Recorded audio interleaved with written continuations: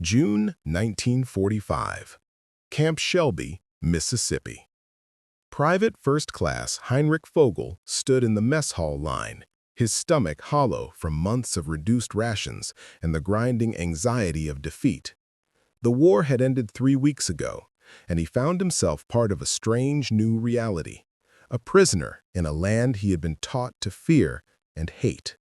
The American sergeant ahead gestured toward the servant station with an easy casualness that unnerved Heinrich more than any interrogation could have. What came next would challenge everything he thought he knew about his captors, about America, and about what it meant to lose a war. Before we jump back in, tell us where you're tuning in from, and if this story touches you, make sure you're subscribed, because tomorrow I've saved something extra special for you. Heinrich had surrendered near Aachen in late April, part of a division that had simply stopped fighting when American tanks rolled past their positions. He remembered the moment with perfect clarity, the white flag fashioned from a torn undershirt, the long walk with hands raised, the strange absence of hatred in the eyes of the American soldiers who processed them. They had been efficient, almost bored, as if accepting the surrender of 200 German soldiers was merely another administrative task in a very long war. The journey to America had taken 3 weeks aboard a Liberty ship, crammed below decks with 1,500 other prisoners. Heinrich had spent those weeks in a fog of exhaustion and disbelief. They were alive.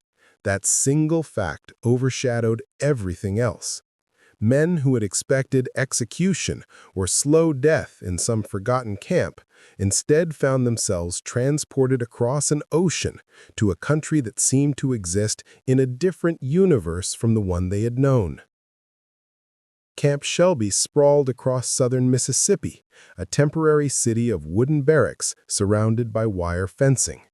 The guards carried rifles, but rarely pointed them. The roll calls were orderly, but not brutal. There were medical examinations, delousing stations, and the issuing of clean prison uniforms with the letters P and W stenciled on the back. Everything functioned with a mechanical efficiency that reminded Heinrich of German military precision, yet without the underlying cruelty he had witnessed in Wehrmacht operations. What shocked Heinrich most during those first days was not the confinement or the guards or even the strangeness of Mississippi heat. It was the food. Or rather, it was the sheer abundance of it, the quality, the casual waste that seemed to characterize every meal. In the Wehrmacht, particularly during the final year of the war, rations had dwindled to black bread and watery soup. Meat had become a distant memory. Butter was a luxury reserved for officers. Heinrich had watched strong men waste away to skeletal frames, had seen comrades die not from bullets, but from the slow, grinding starvation that had settled over the German forces like a shroud. His first meal at Camp Shelby arrived on a metal tray divided into sections. Heinrich stared at it as if it were a hallucination. There was meat, actual meat, a substantial portion of what the Americans called meatloaf. There were potatoes, not the rotting scraps he had choked down during the retreat, but proper mashed potatoes with butter melting into them. There were green beans, bread with margarine, and a cup of coffee that smelled rich and dark. For dessert, there was a slice of cake. Heinrich ate slowly, almost reverently, waiting for someone to snatch the tray away and reveal it as some kind of cruel joke. No one did. Around him, other prisoners ate with the same stunned silence. Men who had spent months fantasizing about food, now confronted with more calories in a single meal than they had consumed in 3 days on the front lines. Some wept. Others simply stared at their trays, unable to process this fundamental violation of everything they had expected from captivity. Preparing and narrating this story took us a lot of time, so if you are enjoying it, subscribe to our channel. It means a lot to us. Now back to the story. The transformation began immediately. Within 2 weeks, Heinrich could feel his body recovering from the deprivations of the war's final months. His ribs, which had protruded sharply beneath his skin, began to disappear beneath returning muscle. His face filled out. The constant gnawing hunger that had defined his existence for so long gradually faded. He was not merely surviving captivity. He was recovering from war in a way that would have been impossible even if Germany had won. But it was the Friday in his 3rd week at Camp Shelby that truly shattered Heinrich's understanding of his situation. The mess hall served what the Americans called a fish fry. Heinrich had grown up near the Baltic coast and knew fish, the lean, careful preparations of Northern Europe where every ingredient was measured and nothing was wasted. What appeared on his tray that evening bore no resemblance to anything he had known. The fish was enormous, thick fillets of something the American cook called catfish, coated in a golden, crispy batter and fried in oil until it crackled. Beside it sat a mound of something white and creamy that smelled of vinegar and sweetness. "Coleslaw," the server said, piling it onto his tray with generous abandon. There were hush puppies, deep-fried balls of cornmeal that steamed when broken open. There were French fries, mountains of them, and bottles of something called hot sauce that prisoners were encouraged to apply liberally. Heinrich found a seat beside Klaus Brenner, a former corporal from Stuttgart who had been captured in the same action. Klaus stared at his tray with an expression somewhere between wonder and suspicion. They had been warned during training that Americans were soft, that their wealth had made them weak, that German discipline and hardship had forged superior soldiers. The evidence before them suggested something else entirely. These were not the rations of a weak nation. This was the casual abundance of a country so powerful it could feed its enemies better than Germany had fed its own troops. The first bite of fried catfish changed something fundamental in Heinrich's understanding of the war he had fought. The fish was hot, the batter shatteringly crisp, the meat inside flaky and mild. It was delicious in a way that seemed almost obscene given the circumstances. He was a prisoner. He had lost. His country lay in ruins. And yet he was eating better than he had eaten in years, perhaps better than he had ever eaten in his life. Klaus spoke quietly, his voice thick with emotion. "My brother died at Kursk. He wrote me a month before. Said they were down to half rations. He was hungry when he died." Klaus took another bite of fish, chewing slowly. "And here we sit." The coleslaw presented its own revelation. Heinrich had expected something bland, a mere accompaniment to the fish. Instead, he found a complex interplay of textures and flavors: crisp cabbage, creamy dressing with a sharp vinegar tang, a hint of sweetness, the crunch of carrots. It was refreshing in the heavy Mississippi heat, a perfect counterpoint to the rich fried fish. Someone had thought about this meal, had designed it not merely to provide calories, but to be enjoyable. Around the mess hall, similar realizations were unfolding among the 500 prisoners eating their Friday dinner. These were men who had endured the Eastern Front, who had survived the grinding horror of the war's final year. They had seen the worst of human nature. They had participated in a war of annihilation that had consumed millions. Now, they sat in a prison camp in Mississippi, eating fried fish and coleslaw, and confronting the bizarre cognitive dissonance of being treated with more consideration as prisoners than they had been treated as soldiers in their own army. The American Guard seemed to take a particular pleasure in the Friday fish fry. They ate the same meal the prisoners ate, sitting at separate tables but visible, demonstrating that this was not some special propaganda exercise, but simply how Americans ate. Heinrich watched a young guard, barely 20 years old, pile his plate high with fish and coleslaw, laugh at something his companion said, and dig in with obvious enjoyment. There was no ceremony to it, no sense that this represented anything unusual. For Americans, apparently, this was just Friday dinner. After the meal, as prisoners filed back to their barracks in the cooling evening air, conversations bubbled up that had been suppressed during the eating. Men compared their experiences, tried to make sense of what they were witnessing. Some spoke of relatives in America, uncles or cousins who had emigrated before the war. They wondered if those relatives ate like this regularly. Others discussed the implications for understanding how the war had been lost. Germany had mobilized every resource, stripped its economy to bare essentials, demanded total sacrifice from its population. And still it had been overwhelmed by a nation that could afford to feed its prisoners fried fish. Heinrich lay in his bunk that night, listening to the sounds of the Mississippi summer through the barracks window. Crickets sang in rhythms different from European insects. Somewhere in the distance, a radio played American music, big band swing that felt alien and strangely compelling. He thought about his mother in Hamburg, if she had survived the bombing. He thought about his sister in Berlin, whether she had escaped before the Soviets arrived. He thought about his father, killed at Stalingrad 3 years ago, who had written letters home about eating snow and boiled leather. The contrast gnawed at him. His father had died hungry. Heinrich had surrendered and now ate better than he had in his entire adult life. The moral calculus of this situation eluded him. He was supposed to feel shame at his surrender, to mourn the defeat of his nation. Instead, he felt the animal satisfaction of a full stomach and the creeping realization that perhaps everything he had been told about this war had been a lie. The fish fry became a weekly institution that Heinrich found himself anticipating with an eagerness that troubled him. Was it betrayal to enjoy his captivity? Was he abandoning his loyalty to Germany by appreciating American food?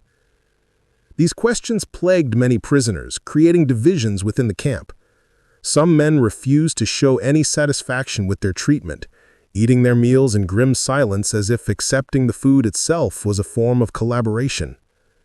Others, like Heinrich, could not maintain that fiction. They were alive. They were recovering. The war was over. What did loyalty mean now? By his second month at Camp Shelby, Heinrich had gained 15 pounds. His uniform, issued loose, now fit properly. The hollowness in his cheeks had filled out. He no longer looked like a starving prisoner, but like a healthy young man. The same transformation was visible throughout the camp. Men who had arrived as skeletal survivors now moved with returning energy. The dead look in their eyes, the 1,000-yard stare of combat trauma and deprivation, gradually softened. The American command apparently understood the power of this transformation. Camp authorities organized work details where prisoners could volunteer for labor on local farms or in town facilities, earning small wages in camp scrip. Those who worked received slightly larger portions at meals. Heinrich volunteered immediately, partly for something to occupy his time, partly for the extra food. He found himself assigned to a farm 10 miles from camp, harvesting cotton alongside a crew of 20 other prisoners under the supervision of a single elderly American guard, who spent most of his time napping in the shade. The farmer, a weathered man named Johnson who spoke no German and communicated through gestures and simple English phrases, treated the prisoners with the same rough courtesy he apparently showed everyone. At midday, his wife brought lunch to the fields, sandwiches thick with ham and cheese, lemonade and cookies. She smiled at the German prisoners and told them in slow, careful English to eat their fill. Heinrich found himself struggling with tears as he bit into a ham sandwich, the bread soft and fresh, the meat generous, the simple kindness of the gesture overwhelming. These small acts of ordinary human decency accumulated in Heinrich's memory like evidence in a trial. Every meal, every casual conversation with guards, every moment when expected cruelty failed to materialize added to his growing understanding that perhaps the world was more complex than Nazi ideology had suggested. The Americans were supposed to be mongrelized weaklings, corrupted by democracy and racial mixing, inferior in every way that mattered. Yet they had won the war. They had crushed the Wehrmacht, and they fed their prisoners fried fish. The pattern repeated itself across thousands of camps throughout the American interior. From Texas to Michigan, from California to Virginia, German prisoners encountered the same bewildering reality. They were being fed not just adequately, but well. Some camps served steak once a week. Others offered fresh milk daily, a luxury most German civilians had not seen since 1943. The United States government, through the War Department's Prisoner of War Division, had established clear guidelines. Prisoners would receive rations equivalent to American troops, approximately 3,000 calories per day, prepared according to standards that met or exceeded Geneva Convention requirements. The statistics painted a picture that contradicted everything German soldiers had expected from captivity. Of the approximately 370,000 German prisoners held in camps across the continental United States, fewer than 1% died during their internment. Most of those deaths resulted from accidents, pre-existing medical conditions, or incidents unrelated to camp conditions. The death rate was lower than among comparable populations of American civilians during the same period. For men who had been told that capture by the Americans meant torture, starvation, and death, this reality produced profound psychological dissonance. Heinrich learned these numbers from Werner Schultz, a former Wehrmacht lieutenant who had been an accountant before the war and maintained his habit of collecting and analyzing data even in captivity. Werner had somehow acquired paper and pencil, and he spent his evenings calculating survival rates, comparing notes with prisoners from other barracks, building a statistical picture of their situation. His conclusion was inescapable. They were safer as American prisoners than they had been as German soldiers, even before accounting for combat deaths. The comparison with German treatment of prisoners emerged gradually through conversations and shared experiences. Heinrich had never directly participated in prisoner operations, but he had seen Russian prisoners during his time on the Eastern Front. They had been skeletons, worked to death in labor battalions, fed starvation rations, housed in conditions that guaranteed mass mortality. The contrast with his own treatment created an uncomfortable moral reckoning. If the Americans could afford to feed their enemies properly, why had Germany chosen deliberate starvation as policy? By autumn of 1945, Camp Shelby had evolved into something resembling a small German town transplanted to Mississippi. Prisoners with skills taught classes in English, mathematics, and technical subjects. A theater group formed, performing German classics and original works. A camp newspaper circulated, printed on a mimeograph machine provided by the American command. Sports leagues organized soccer matches between barracks. Men who had been hardened combat soldiers gradually remembered how to be human beings engaged in ordinary peacetime activities. The Friday fish fry remained the week's highlight, a ritual that marked time and provided something to anticipate. Heinrich had learned to appreciate the regional variations in preparation.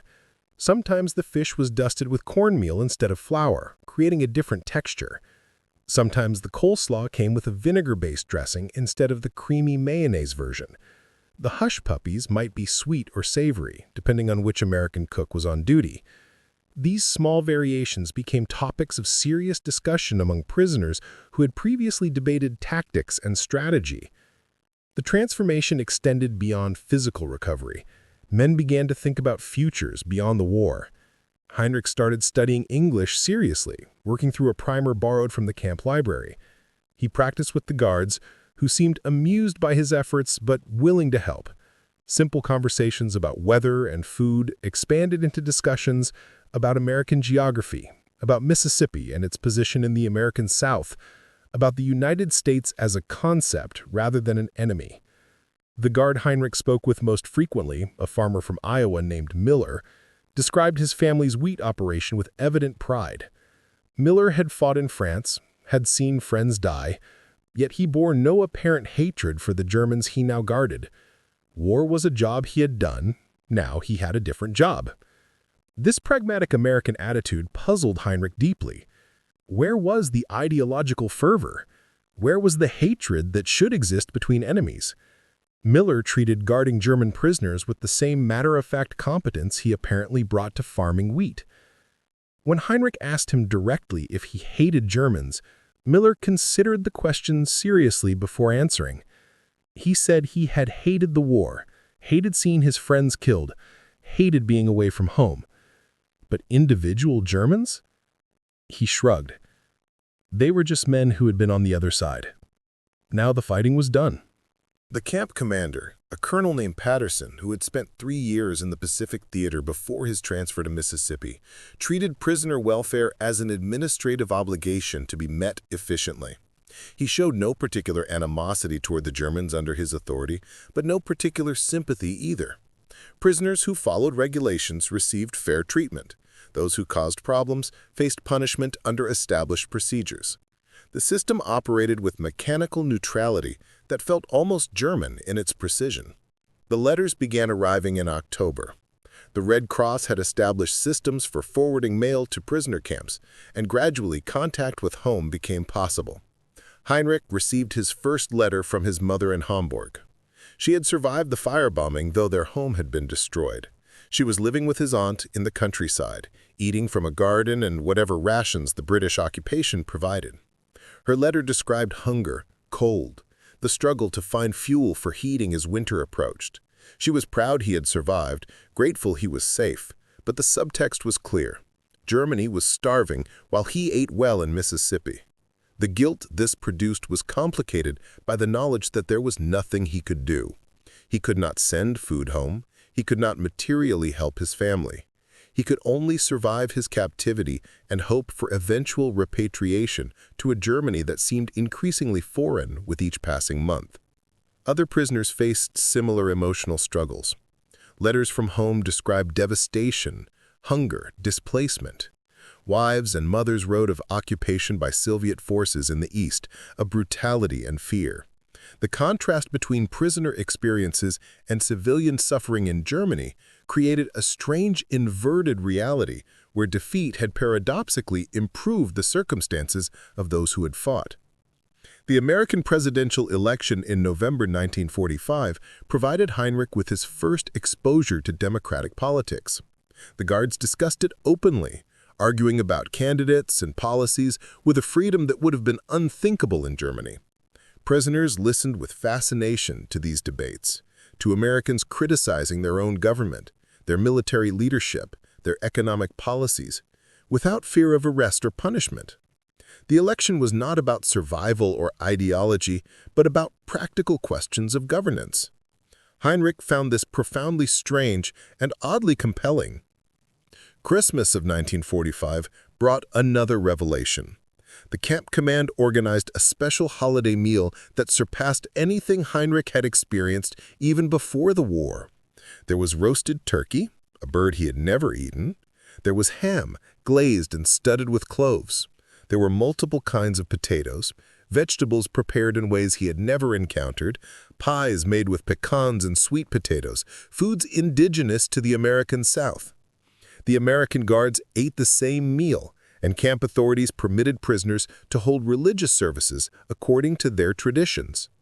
A Lutheran chaplain from a nearby town conducted a Christmas service in German, and Heinrich found himself weeping during familiar hymns, overcome by the strangeness of singing about peace and goodwill while imprisoned in a foreign land. The post-Christmas period brought changes to camp routine. Repatriation schedules were being developed, though the process would be slow and complex. Germany had been divided into occupation zones, and prisoners would be returned to zones corresponding roughly to where they had lived before the war. Those from the Soviet zone faced uncertain futures. Heinrich, whose home had been in Hamburg in the British zone, could expect eventual return to a stable, if difficult, situation. But the timeline remained vague, measured in months or possibly years rather than weeks. Work assignments expanded as American authorities recognized the prisoner labor could support the post-war economy. Heinrich continued working at the Johnson farm, now helping with winter maintenance and preparing fields for spring planting. He had developed a basic working relationship with Johnson, built on mutual respect, if not exactly friendship. Johnson paid him in camp scrip and occasionally in small gifts, a bag of pecans from his trees, a jar of his wife's preserves. These gestures of ordinary human kindness accumulated, each one another piece of evidence that perhaps the world could function on something other than hatred and ideology. The spring of 1946 brought news that repatriation would begin in earnest. Ships were being allocated, schedules developed, processing centers established. Heinrich received notification that he would likely return to Germany by summer. The news produced mixed feelings. He wanted to see his mother, to return home, to resume his life.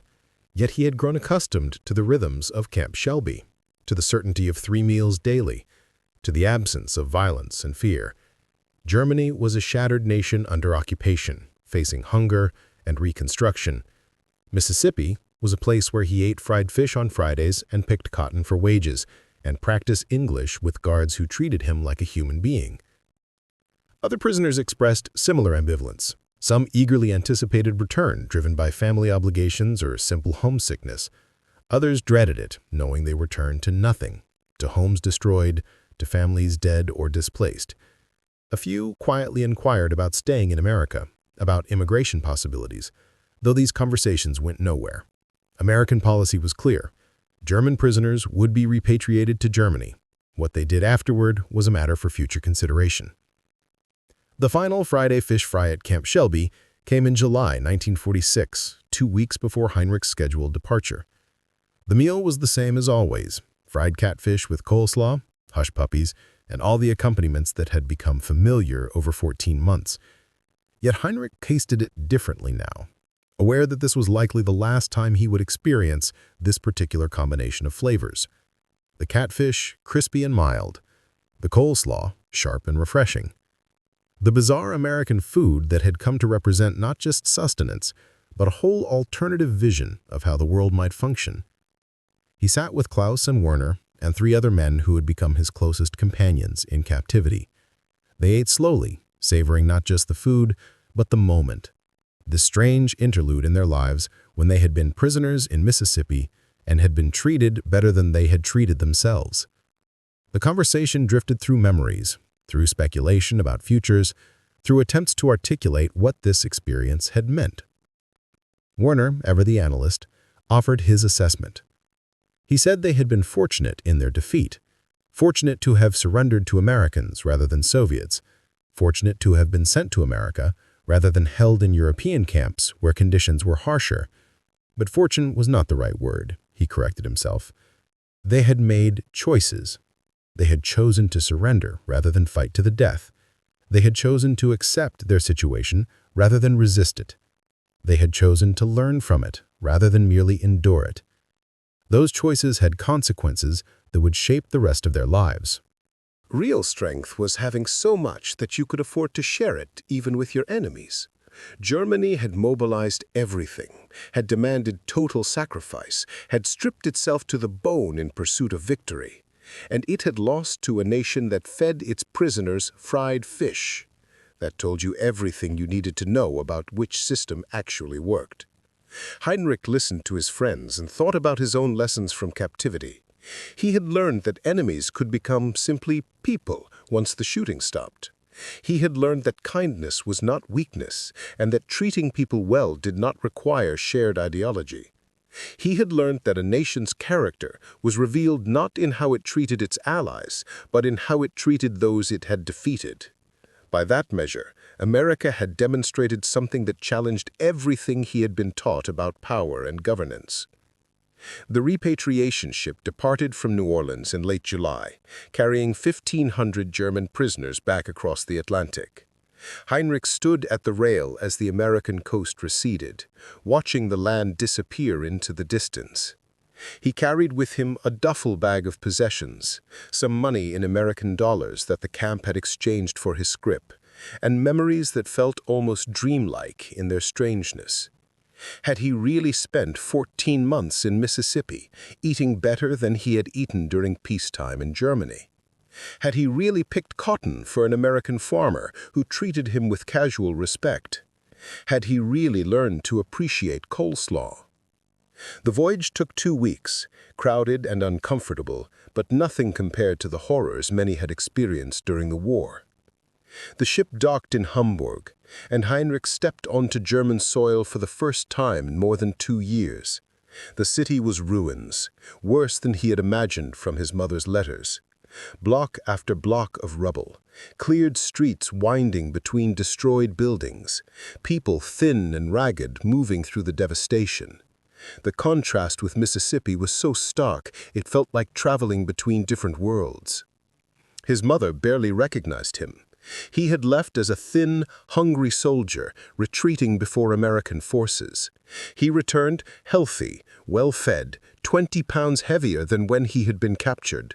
She wept at the sight of him, clutching him with the fierce strength of someone who had lost too much and could not believe something had been returned.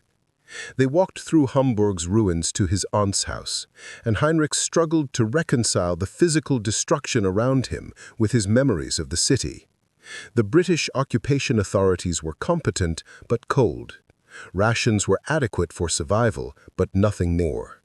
The German economy had collapsed, the currency worthless, trade conducted through barter and black markets.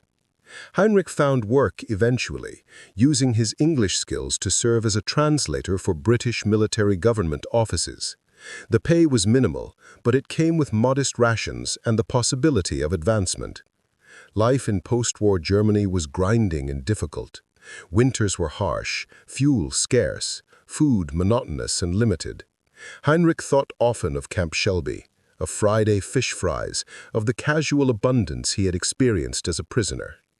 He mentioned this once to his mother, and immediately regretted it. She looked at him with an expression mixing hurt and incomprehension. How could he speak fondly of his captivity while she had starved in the ruins of their city? He learned to keep such memories private, though they shaped his understanding of the post-war world. When the Marshall Plan brought American aid to Germany, Heinrich recognized it as an extension of the same pragmatic generosity he had experienced as a prisoner. When West Germany aligned itself with the United States and joined NATO, he understood the choice differently than those who had not seen America from the inside. When friends spoke bitterly of occupation and defeat, Heinrich remained silent, knowing that his perspective had been shaped by experiences they could not share. The German prisoners who had been held in America carried home with them knowledge that influenced the reconstruction of their nation. They had seen American industrial capacity, American organizational efficiency, American prosperity. They had experienced a system that functioned without terror, that produced abundance rather than scarcity, that treated even enemies according to established rules. These lessons filtered into post-war German society through thousands of individual conversations and decisions. Heinrich married in 1949, started a family, built a career in the import-export business that was reviving as the German economy recovered. He taught his children English, encouraged them to study American history and literature, quietly steered them toward Atlantic orientation in their politics and worldview. When his daughter asked him about the war, about what he had done and what had happened to him, he struggled to explain the complexity of his experience. He told her about surrender, about captivity, about Mississippi. He described the Friday fish fries in detail she found almost comical. Fried fish and coleslaw is a transformative experience? It sounded absurd when stated plainly, yet he insisted it was true. He had learned more about power and governance from those meals than from years of Nazi indoctrination. He had learned that a nation's strength was measured not in its capacity for cruelty, but in its ability to extend decency even to those it had defeated. The decades that followed proved the correctness of that lesson. West Germany prospered under American security guarantees and economic support. The Federal Republic became a stable democracy, a key NATO ally, an economic powerhouse that eventually absorbed East Germany when the Soviet system collapsed. The generation that had fought the war and lost it became the generation that built the post-war order, and many of them carried with them memories of American captivity that shaped their choices. Heinrich lived to see the Berlin Wall fall in 1989, to see Germany reunify, to see his grandchildren grow up in a peaceful, prosperous, unified nation that bore little resemblance to the Germany he had known as a young man. In his final years, suffering from the various ailments of old age, he sometimes confused past and present, memories bleeding together in ways that troubled his family. But certain memories remained crystal clear. He could still taste that first meal at Camp Shelby, the shocking abundance after months of hunger. He could still feel the hot Mississippi summer, hear the American guards' casual conversations, see Klaus's expression of disbelief at the Friday fish fry. Those memories had been foundational, had shaped the man he became and the choices he made throughout his life. When Heinrich died in 2004 at the age of 81, his family found among his possessions a yellowed photograph taken at Camp Shelby in 1946, showing a group of young German prisoners standing before their barracks smiling at the camera. They looked healthy, almost happy, these defeated soldiers in their prison uniforms. On the back of the photograph, in Heinrich's careful handwriting, was a single sentence in English. It read simply, "I learned what it meant to win." This realization did not come easily or universally. Some prisoners remained committed Nazis, interpreting American kindness as weakness or manipulation. Others experienced it as liberation from beliefs that had never quite convinced them.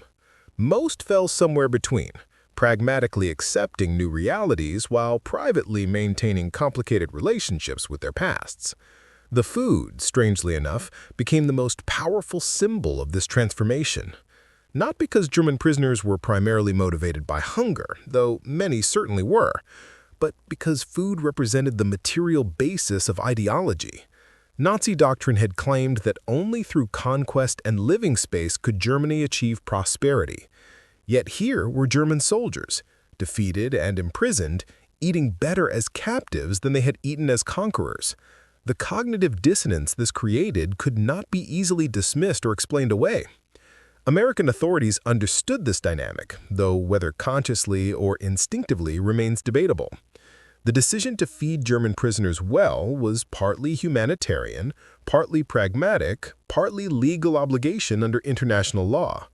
But it also served American interests by demonstrating the superiority of American systems and American values. Every German prisoner who returned home with memories of adequate food and fair treatment became an ambassador for American approaches to governance and economics. The long-term consequences of these policies extended far beyond individual lives. The Cold War division of Germany into East and West created a natural experiment in competing systems. West Germany, aligned with the United States and rebuilt with Marshall Plan assistance, prospered in ways that vindicated American approaches. East Germany, under Soviet control and subject to reparations and ideological restrictions, stagnated. The contrast was visible to all Germans and influenced attitudes toward the superpowers for generations. For Heinrich and men like him, the experience of American captivity provided a reference point for understanding these larger developments. They had seen American power up close, had experienced it not through propaganda but through daily lived reality. When West German politicians advocated for Atlantic integration and NATO membership, these veterans understood the choice in personal terms. They were choosing the system that had fed them fried fish over the system that had starved Russian prisoners. The irony that German military defeat produced better outcomes for individual Germans than victory would have done was not lost on thoughtful observers. Had Germany won, or even achieved stalemate, the Nazi system would have continued, with its built-in inefficiencies and brutalities. Defeat, particularly defeat by Americans rather than Soviets, allowed Germans to escape that system and eventually build something better. The prisoners who experienced this firsthand carried that knowledge home with them.